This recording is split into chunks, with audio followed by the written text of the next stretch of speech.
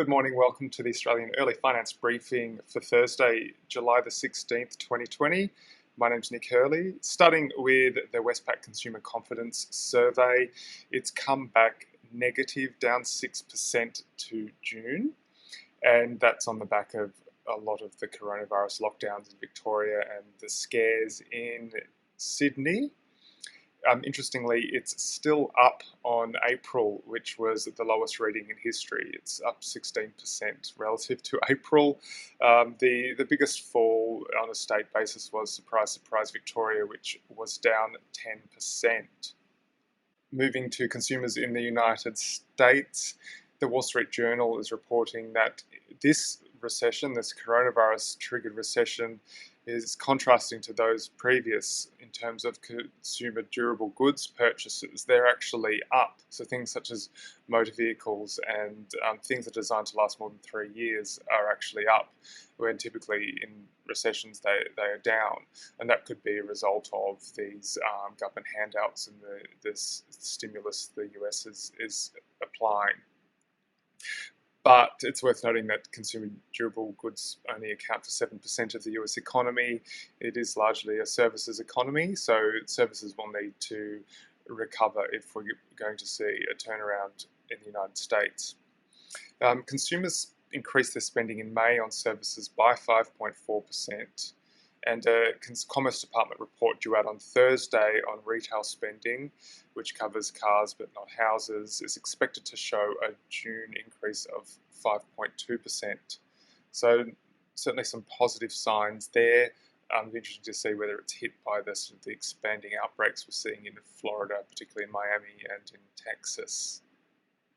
Moving to the coronavirus vaccine progress, there's rumours on the ITV website this morning that AstraZeneca, which they're the partners with the Oxford vaccine trial, that they're expected to come out with another announcement in a medical journal of positive news on the vaccine they're developing together.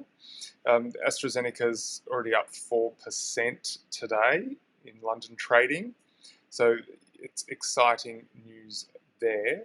The Oxford trial is already one of the most advanced of all the vaccine trials in the world at the moment, and AstraZeneca is already in the process of establishing mass production of that vaccine, even though it's not proven as yet, but in the hope that it will be ready to deploy as soon as the 3 phases of the trials is released.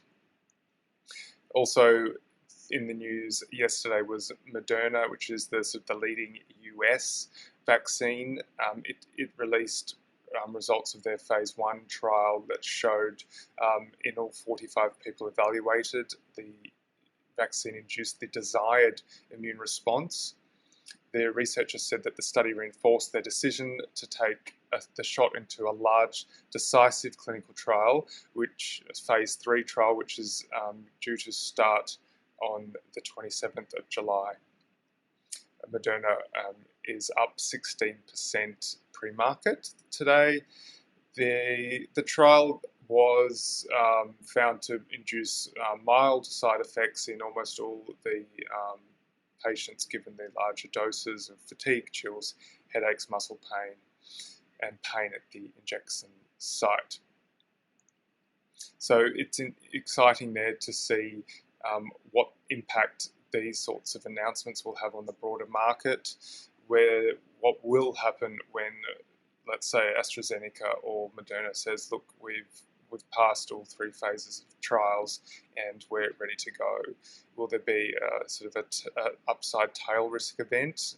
That's certainly something to consider when a lot of the narratives at the moment is focused on, this bubble's about to burst, but what about if it is only yet to take off?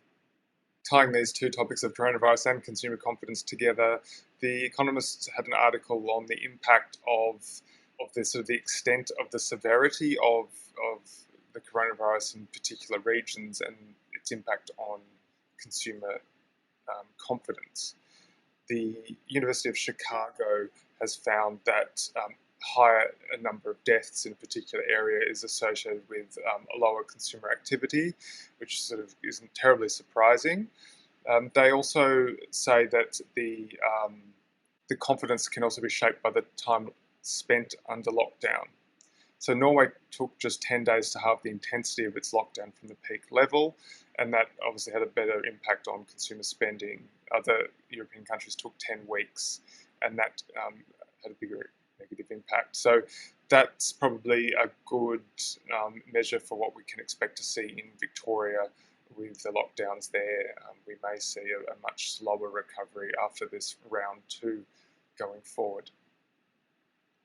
Okay, moving on to the topic of corporate debt, which is quite a pertinent issue with the downturn in the economy at the moment. It's something probably most pronounced in the US, but certainly here in Australia, Virgin Airlines has sort of succumbed to its enormous debt pile. Hertz Rent-A-Car in the US has drawn a lot of attention to corporate debt. Interestingly, the companies in the US now owe $10 trillion. So the debt book is 10 trillion, which is equivalent to 49% of US economic output. When you combine that with other forms of business debt, such as bank loans, etc., for partnership and small businesses, that figure increases to 17 trillion. So an absolutely phenomenal number there. Interestingly, just at the end of last year, the International Monetary Fund issued a warning saying that there's as much as 19 trillion of corporate debt globally that is vulnerable if there is a material slowdown in the economy. And that's certainly something we're seeing at the moment. So why is there so much debt? You may not realize, but when you actually think it through, compared to equity financing, there's a lot of tax incentives to debt. So, with equity financing, in the US anyway, there's double taxation. You pay corporate taxes, then the shareholders pay tax on the dividends. Australia, we have the franking credit system, so it's not quite the same. But in the US and here, interest is tax deductible. That does apply in both economies. So there's that incentive for companies to take on debt. Famous Harvard professor Michael Jensen has argued that debt financing keeps executives honest by forcing them to meet quarterly repayments instead of squandering it on initiatives that will just sort of shoot up the share price, which is obviously what a lot of executives' remuneration is tied to. So in the US, this sort of debt addiction, you could call it, has sort of formed over the last 50 years. But it has had a sort of dramatic change in how the US economy functions. It channels savings into financial capital that fuels growth. They say it arguably makes America more competitive as public companies have slimmed down or gained focus, and private equity firms have been able to come in and sort of slim the fat from companies, make them take on appropriate debts, etc., and sort of move on and leaving that company in a sort of stronger, more focused position.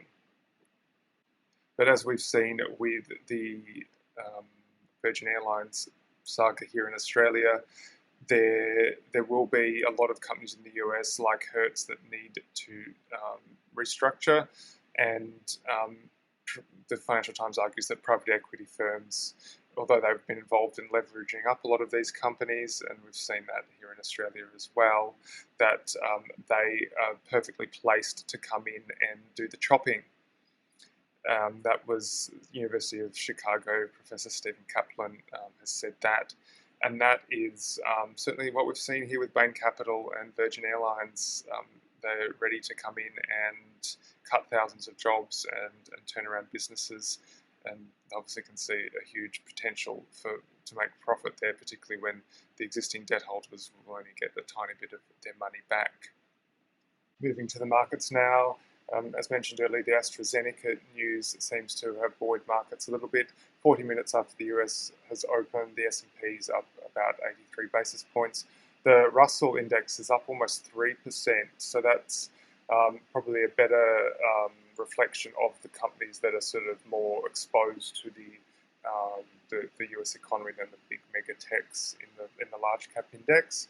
So very positive there. And moving to currencies, the Australian dollar is up back above 70 US cents, which is good. Coming up later today in Australia, we have the employment figures for June. We're expecting the unemployment rate to rise from 7.1% to 7.4%. And that is your early finance briefing for Thursday.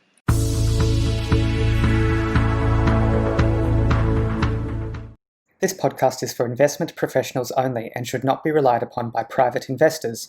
The podcast is provided for informational purposes only and does not constitute financial advice. The values of investments can go up or down, so you may get back less than you initially invest.